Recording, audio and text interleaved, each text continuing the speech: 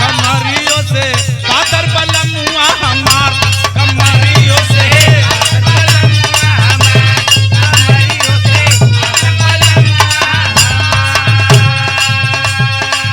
कोरा उठा ले लइका बुझाला कोरा उठाई लइका बुझाला कोरा उठाई लइका बुझाला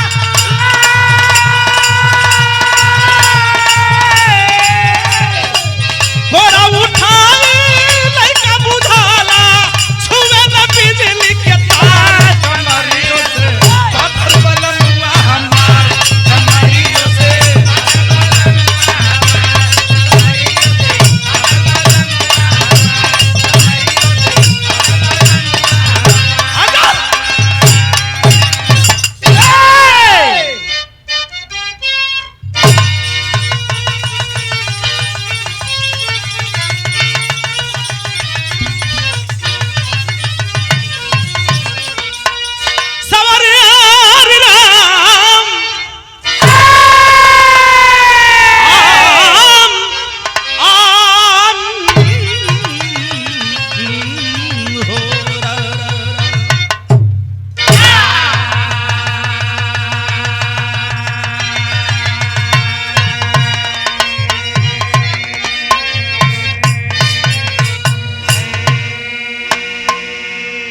ये बिरहा बबली बिरहा म्यूजिक के माध्यम से हम सुरेश भैया जौनपुरी के माध्यम से गा रहा हूँ। आशा नहीं पूर्ण विश्वास है बिरहा आप सबको पसंद आए।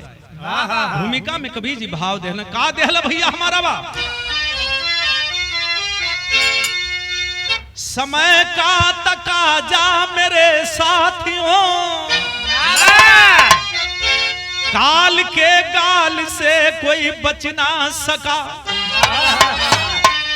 है गरीबी अमीरी का चक्कर यहाँ सबको मरना है सही कोई बच ना सका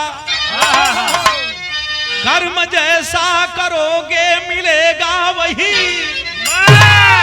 दुख पड़े तो कोई साथ देता नहीं सुख का साथी सभी लोग यहाँ साथियों अपना बनता बेगाना है रोता नहीं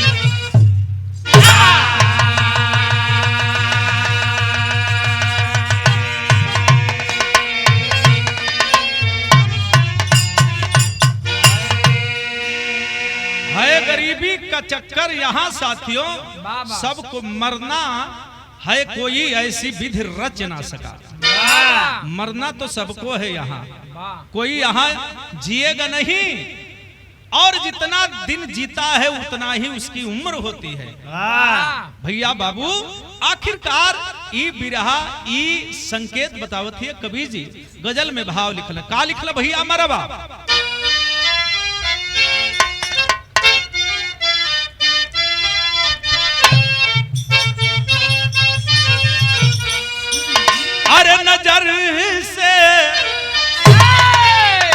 अरे नजर से इशारा नजर कर गई है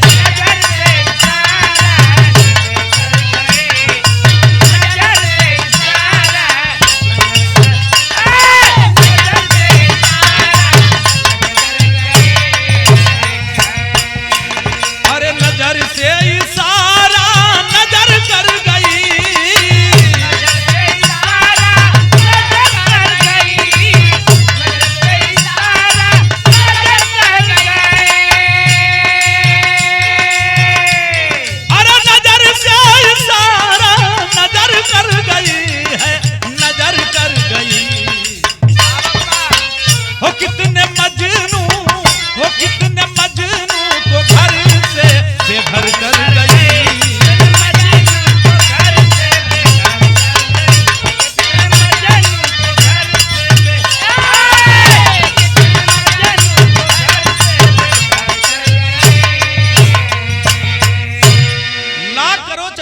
बीत का लिखल मेट न जाइए भाग में जतनी रही उतने मिली हो भैया ला करा चतुराई बीत का लिखल मेट न जाइए कभी जी लिखला भाव लगल बिरहा में, कितना बढ़िया भाव लिखल हैं कवि जी भैया हमारे सोमनाथ भैया। अब अरे दल दल अरे दल दल में नैया फंसी साथियों है,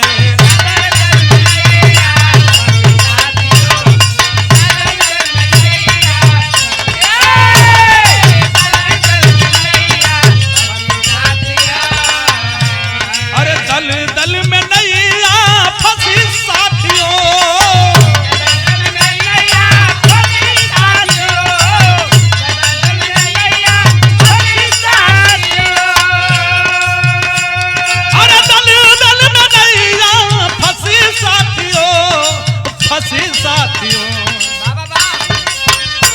अरे फांसी फांसी गले की फंसी साथियों, फांसी गले की फंसी साथियों, फांसी गले की फांसी गले की।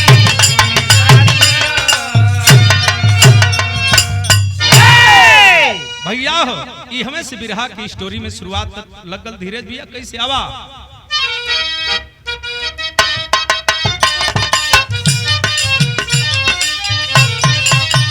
आज इंसान से इंसान नफरत करता है, निष्कर्मी से पापी खाने बिना मरता है, अमीर बन गया विचार ना गरीबी पे, विवश लाचार अपने रोता बदनसीबी पे,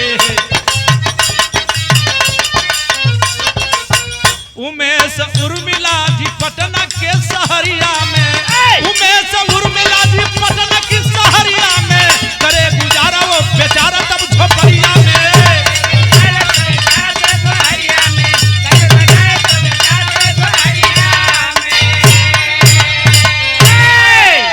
पटना शहर का रहने वाला ये बाबू नाम है उमेश और उसके पत्नी का नाम है उर्मिला। झोपड़ी में रह करके जीवन का गुजारा करते हैं, पटना शहर में जीवन का गुजारा करते हैं किसी तरह से। उसकी औरत उर्मिला कुटौनी पिसौनी कह के इनकर उनकर हो भैया चौका बासन कह के अपन बचवन के दोनों प्राणी जियावत में, पढ़ावत में, लिखावत में। समय धीरे धीरे कटत था, धीरे धीरे जब कुछ समय बीतल भैया हो बाबू हाई देखा दोनों बच्चन का नाम बढ़िया स्कूल में लिखौले, विद्यालय में लिखौले, दोनों लड़का मन बना के पढ़त में, माई बाबू के गरीबी के दोनों बच्चा समझत में। समय धीरे धीरे कटत था, एगो तर्ज लगल भैया हमार कम तर्ज है आवा।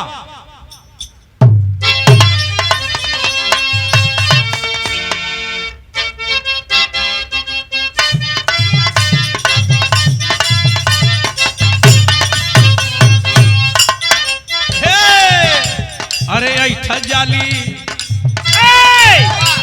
अरे ऐठा जाली कहा चोनहराइल और चाहे जुआ के माई, ऐठा जाली कहा चोनहराइल और चाहे जुआ के माई रे।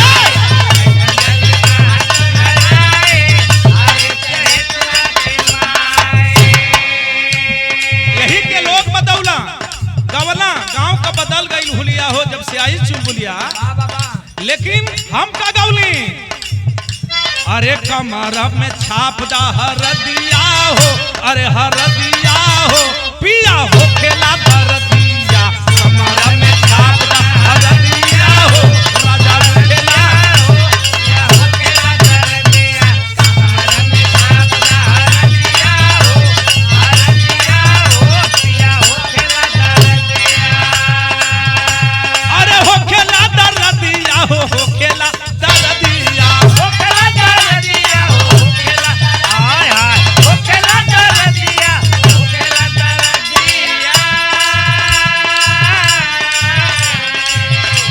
अरे कसे लगला देह पे वरदिया हो, अरे वरदिया हो राजा उठेले दरदिया,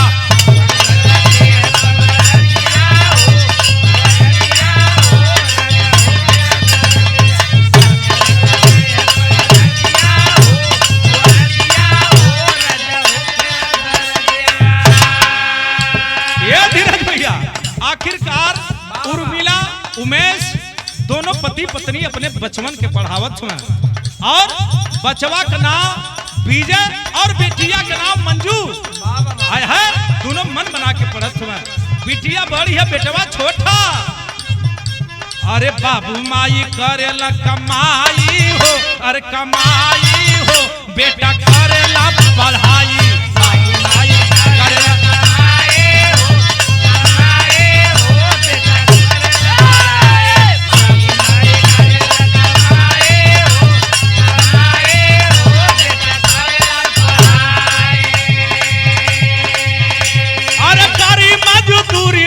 बेटी के पढ़ावे, बेटी के पढ़ावे, बेटा बेटी के पढ़ावे, बेटी के पढ़ावे, बेटा बेटी के पढ़ावे। अरे रोज रोज मनावा में सपना सजावे, सपना सजावे, सपना सजावे, सपना सजावे, सपना सजावे।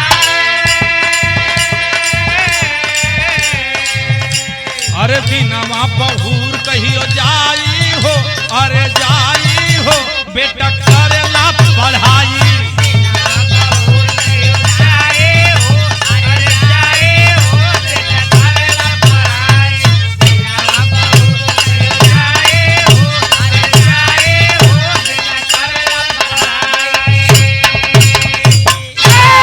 लगा के बेटवा बिटिया के पढ़ावत हूँ। धीरे धीरे समय कटत था बाबा। और वही बीच में देखें बेटवा का हर साल जन्मदिन मनावत हूँ। बहुत साल जन्मदिन आगल बा। माई बाबू गईला है बाजारे और बाजार से सामान खरीद के लवट के आवत रहले। भैया हो बाबू विधि के विधान के रोके वाला बा। यही से कहल जाला समय बलवान हो इंसान न। दुख सुख हर आदमी के जीवन में रहेला। भैया हो दुख आवेला तो सब जान जाला, सुख आवेला तो सब जान जाला। माई बाबू अपन पटरी पकड़ के आवत हो तबले एक ठे मोटर गाड़ी वाला आयल धक्का मार देहला। जमीन पर गिर के दोनों प्राणी छटपटात हुआ। तमाम भीड़ लगा के लोग देखत हुआ। सब ही हाय हाय करत मालिक ई का कैला, ई का कैला। कभी जी विदेशिया में भाव लिखल का लिखल भैया हमार आवत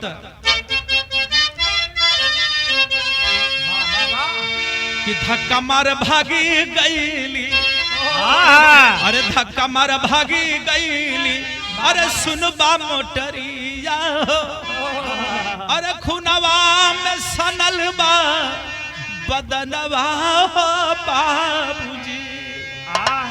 कि माई बाबू कहे दोनों अरे लाल के बोलाई देबा, अरे यह बाट अंतिम रमनवा बाबूजी। माई बाबू रोवत में लोगन से कहत भैया हमन के दवाई मत करावा, हमन के उपचार मत करावा, अब हमन का प्राण निकल जी बाबू, प्राण निकल जाई। लोग मानत ना हमें भैया हो सरकारी गाड़ी मंगा के गाड़ी में रखत हो तवले ए बाबू फोन का घंटी एक आदमी बजौलस। बेटी फोन उठौलस, विद्यालय में पढ़े गई है ना। हेलो ए बेटी, अरे बिटिया सुना हमार बात ध्यान से। तो हर बाबू है रास्ता पर घायल हो गल में और इनके लोग हॉस्पिटल में ले जाते समय दवाई करावे बदे। जितना जल्दी हो सके आ जा बेटी, आ जा बेटवा।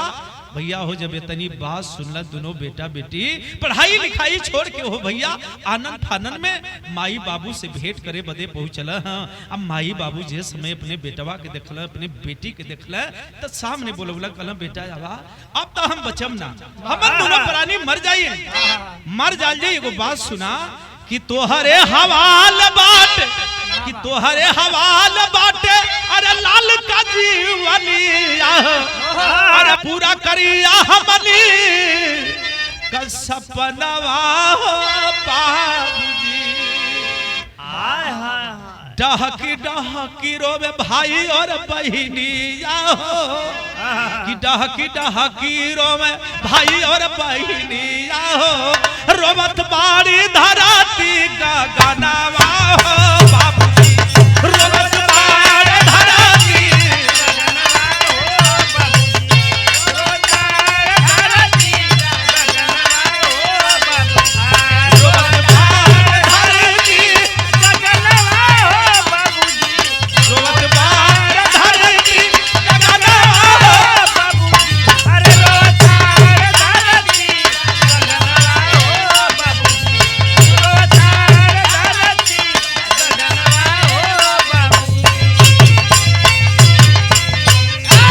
माही अपने हथवा पहतवा धरा के बिटिया के श्वेता के कहली कि बेटी, अरे बेटी बचवा के बढ़िया से पढ़िया। हे बेटी, तोके केहू मंजू कहेला, तोके श्वेता कहेला, एगो बात सुन ला, अपने भैया के मन से पढ़िया, कुछ लायक बना दिया। जिंदगी में ये बहुत बड़ा संकल्प है बेटी, एगो काम करिहा। ए बाबू इतने कहत हम तो बोले माई बाबू का प्राण छूट गल। जब प्राण छूट गया बाबू, दोनों बच्चा चिघार पड़े, रो पड़े, सबके आंख से आंसू बरसत था। दोनों बच्चा रोवत था, माई बाबू कही कही के जमाना रोवत था। हरे रोवे नहीं हारवा का लोग हो मिटावा, हरे रोवे नहीं हारवा का लोग हो मिटावा, विधवा करवल पिया बदरी में हो।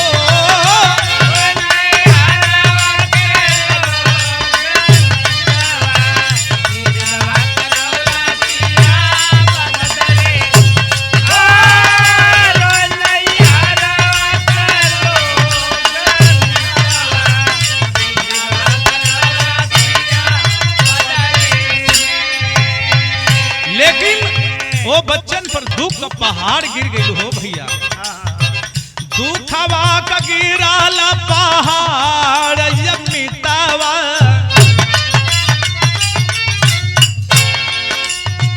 दुखवा का गिराल पहाड़ मिटावा, कोई ना सहारा यही जगवा में हो। दुखवा का गिराल पहाड़ हो मिटावा,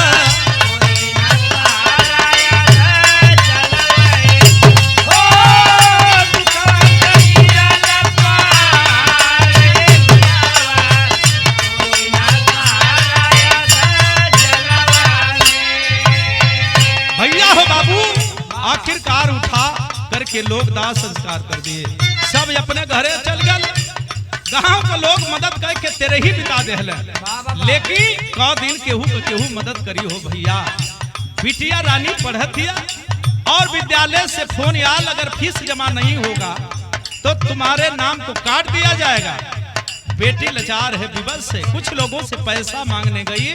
लोग कहे नहीं पैसा हम लोगों के पास नहीं है, तुमको पढ़ना है पढ़ो, छोड़ देना है छोड़ दो, हम लोगों से कोई मतलब नहीं। बिटिया रो पड़ी, भैया के पकड़ के रोवतिया। आखिरकार श्वेता रोवतिया, काहे बदे रोवतिया? यही बदे रोवतिया। कैसे?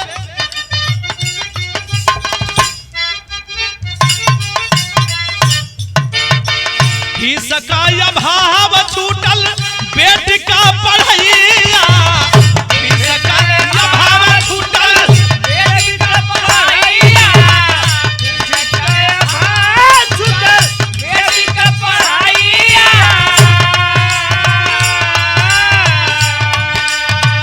जिए का तरीका बेटी, जिए का तरीका बेटी करली सिलैया,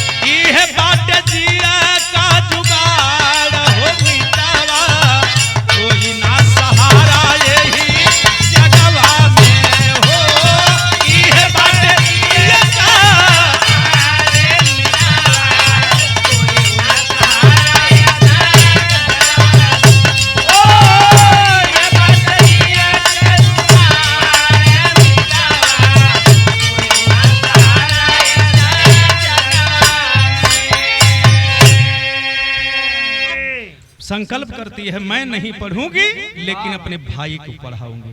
मन लगाकर पढ़ाती है मेरे साथियों। बगल में ही एक सिलाई की दुकान थी, गई है उसके पास में, बाबू काम मिलेगा? हाँ तुम्हें काम मिलेगा। क्या काम करेगी? सिलाई के विषय में जानती है ना बाबू? बटम उटम लगा दे, काज बटम जमन कहा बात थोड़ी बहुत कह दे। हम के बस खाए भर कुछ अनाज दे दिया, गेहूं दे दिया, चाउर दे दिया, पिसान दे दिया, ये हमके चाहिए।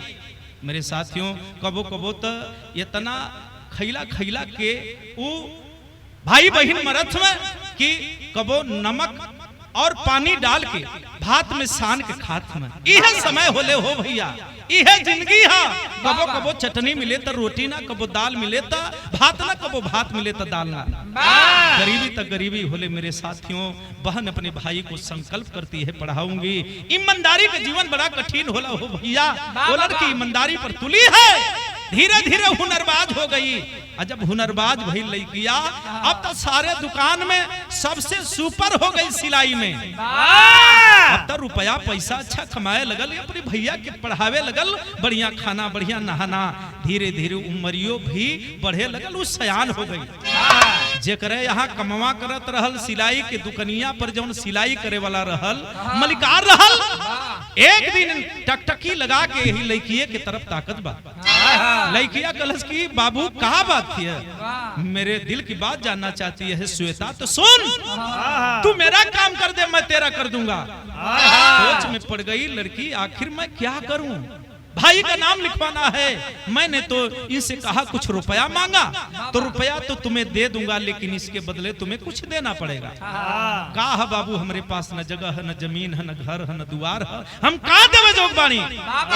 कहा रे लड़की, तू तो दे सकती है कि कोई नहीं दे सकता है। आखिर बिरहा की टेरी में भाव लगल, उस सिलाई मलिकार कहलस का वो लड़किया से आवा।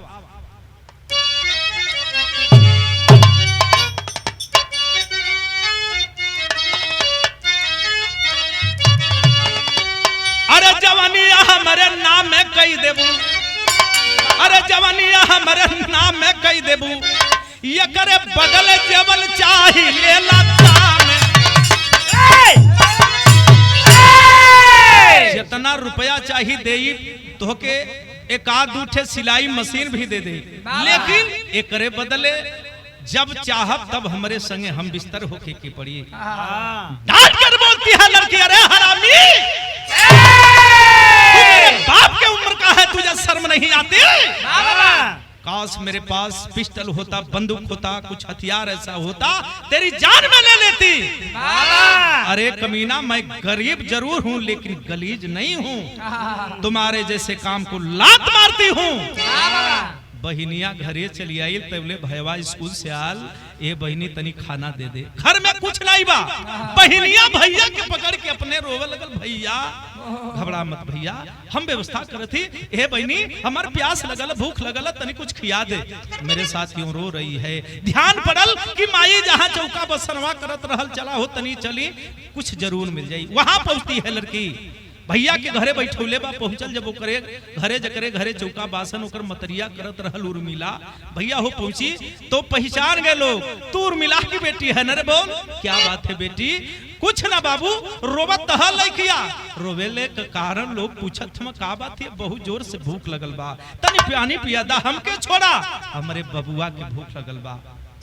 मेरे साथियों, और खाना तो दे दा, लेकिन हमारे बदे कुछ जुगाड़ काम का कैदा। ठीक है, जब मन चाहे तब आकर काम करना, लेकिन पहले तू ये चावल ले ले, गेहूं ले ले, नमक जो चाहिए ले ले, कुछ रुपया ले ले, जा अपने घर चला जा, अपने भाई को खाना बना दे, खिला दे, कल शाम से काम पर आना। भाई है खूब बढ़िया खाना बनौलस, खियौलस, भैया के आंस पूछत है, भैया अरे हम जियत है रे पगला, जबले हम जियब तो के कोनो कमी ना होके दे।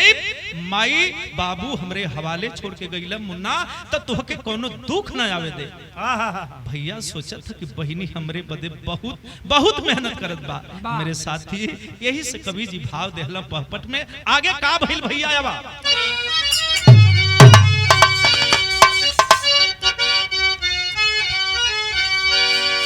अरे डूबते को तब मिल गई सहारा यही दुनिया में, अरे डूबते को तब मिल गई सहारा यही दुनिया में, अरे आंसू बन के बरसेला बदरवा यही दुनिया में, आंसू बन के बरसेला।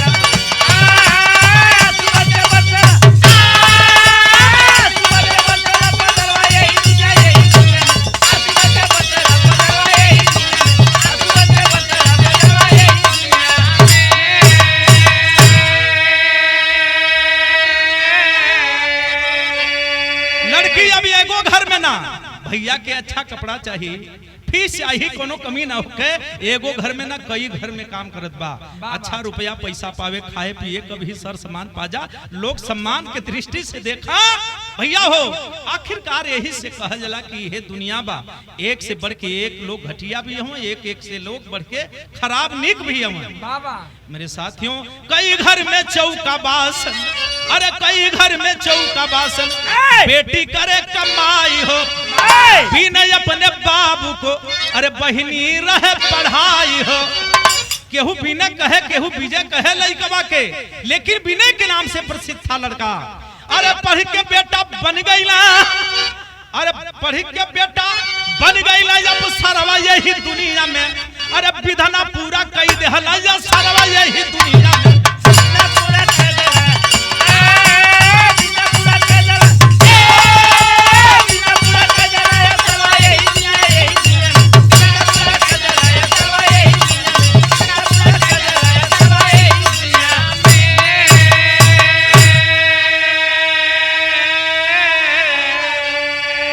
बाबू सरकारी नौकरी पागल भैवा, क्लास 2 का अधिकारी हो गया, बा मालिक बा, समय बलवान हो 3 साल ना मालिक, गजब तोहरो लीला है।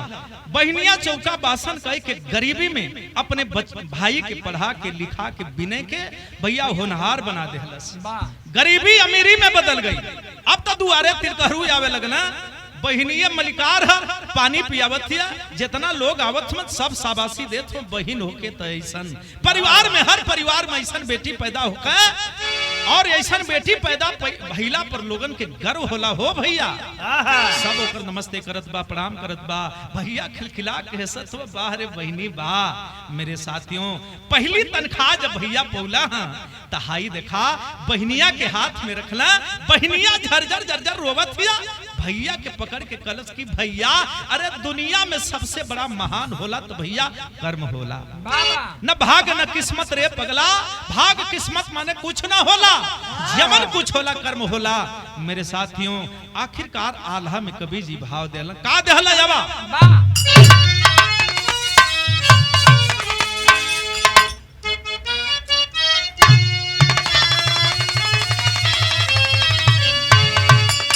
कि कर्म बा महान सुना, अरे कर्म बा महान बाटे, अरे यही दुनिया में भैया,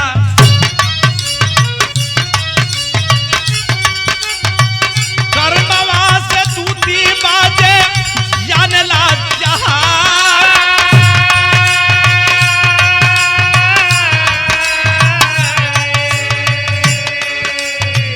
पहली तनखा जबा पावल बिरनवा भैया, पहली के हाथावा पर रखल हो जवान,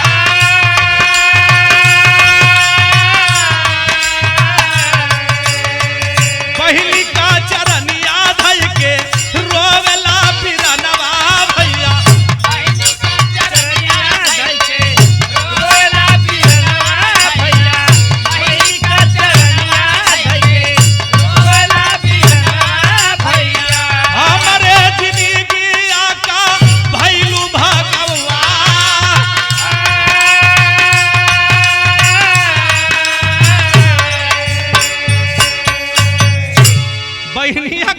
भैया एगो बात मान ला भैया, रुपया पैसा जवन पावत हुआ ठीक है, जगह जमीन बनवला हमारे नामे लिखवला, घर भी बढ़िया बनवला, ये सारा हमारे नामे काहे करत हो रे पगला, हम हूं तो दूसरे के घर का मानत थी, बहनी का बोल देली रे पगली, हम ही तोर एक ठे भाई है ना, हमारे बदे तू भगवान बन के परवरिश कैलू, कौनो कमी न छोड़लू, तो सुना हमार बात, अरे बहनी के खातिर सुंदर महल बनावल,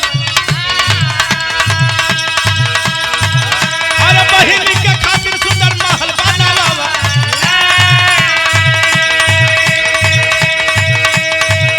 अरे उन्हीं के नाम देना सब कुछ कर रहा, अरे उन्हीं के नाम देना सब कुछ कर रहा,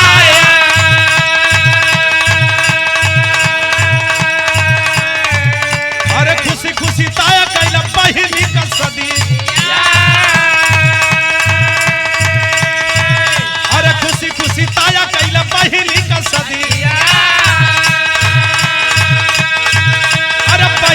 घरवा पर देहला बसाया, अरे बहिन के घरवा पर देहला बसाया।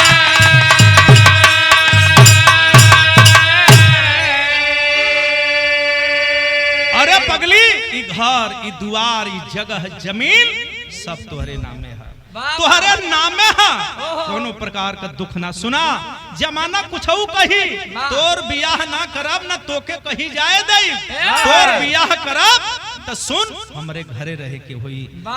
तू बहिन हई आ तोरे बदे हम आदमी खोजब जवना के हम जीजा बनाई। एजा का हम सब कुछ हक अधिकार अपन उनके देहल चाहते, तोहके देहल चाहते। ऐसने त कैले शादी कैले जीजा और बहिन के अपने घर में बसा देला, संगे रह लगला, बहिनियों भी रहत बा जीजा भी रहत में। लेकिन सावन का जब महीना आया बहनिया राखी बनलस, कलश भैया बैंक बैलेंस ई घर ई जमीन ई दुआर ई सब कुछ अधूरा लगत है। रखिया बांध के और देखें लीलरा पर लोरी लगावत है, और लीलरा पर लोरी लगावत है, और वो थरिया में से मिठाइया उठा के भैया के खियावत है। एक छे मांगन मंगली, का मंगली? खड़ी लाइन में भाव लगल। अब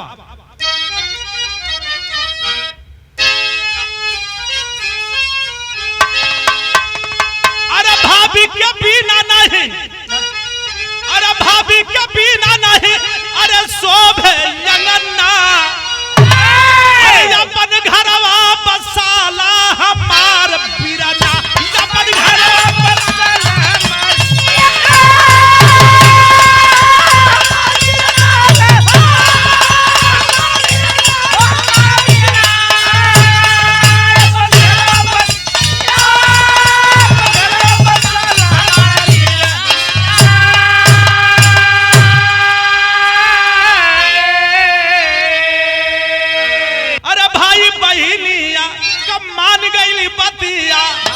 अरे खुशी खुशी भैया अपन कइल हल सदिया,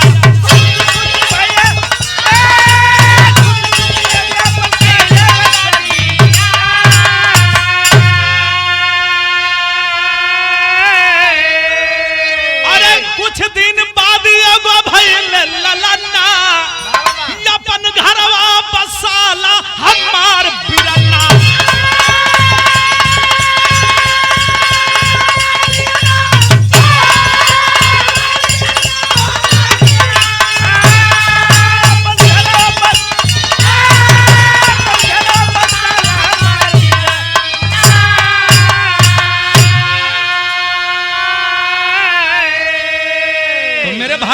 मेरे साथियों, अमीरी गरीबी जीवन का चक्र है, इससे घबराना नहीं चाहिए। लेकिन आप मेहनत करेंगे, मर्यादा से रहेंगे तो आज गरीब है तो कल अमीर बनने से कोई रोक नहीं सकता है। गरीब ठीक लेकिन गलीज नहीं। गुरु बिहारी गुरु गणेश गुरु राम लाल जी पावन, अरे कथन करे बीजा फौजी लागेगी सुहामन, अरे जवनिया हमारे नाम लिख देबू, अरे विजयी नंद